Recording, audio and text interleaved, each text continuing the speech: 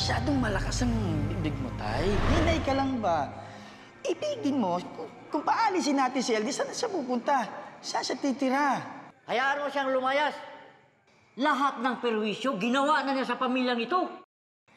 Tay, naiparehab ko na itong si LD. Matino na yan. Kung saong pagtarong anang iksuon ni mong bayot, salot! Aray naman pa, salot agad. Hindi ba pwedeng malas lang? At ang salot po, parang wala ng pag-asa magbago sa buhay. Talagang wala ka ng pag-asa. Wala akong anak na kagaya mo!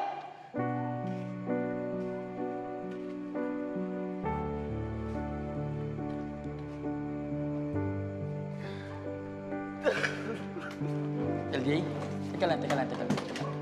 Mabuti pa magpalamig ka nga muna. Ikaw naman kasi. Oo, kuya. Salamat. Dahil ikaw na lang nagtitiwala sa akin. Kaya ikaw, LD, huwag na huwag kang mawawala ng tiwala sa sarili mo. Okay? Tsaka, teka, bakit nga pala sa Davao ka pupunta? Bakit dun mo napili magbagong buhay? Gusto ko sa Davao, kuya, kasi stricto sila sa droga. Tsaka, ang takot ko lang mategi doon, no? Tapos, lagyan nila ako ng karatula dito sa dibdib na huwag tularan, adik na, bakla pa, salot, ew! Ikaw talaga panay ka kalokohan eh. Tsaka, teka, umayos ka doon, ha? Wala mo nang love life. Malay mo, kuya, may makilala ako doon. Kamukha ni Mayor Digong. Mayor Digong, presidente na yun. Ikaw talaga, sige na. Baka gabihin ka pa sa lakad mo. Magkano ka na, sige na. Ikaw talaga. Mag-ingat ka doon.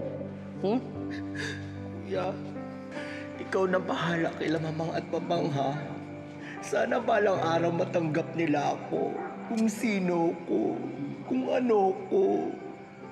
Ito ko eh. Ito yung totoong ako. Sige. Ayoko nang umiyak. Davao, here I come! Bye! Hoy, mag-ingat ka!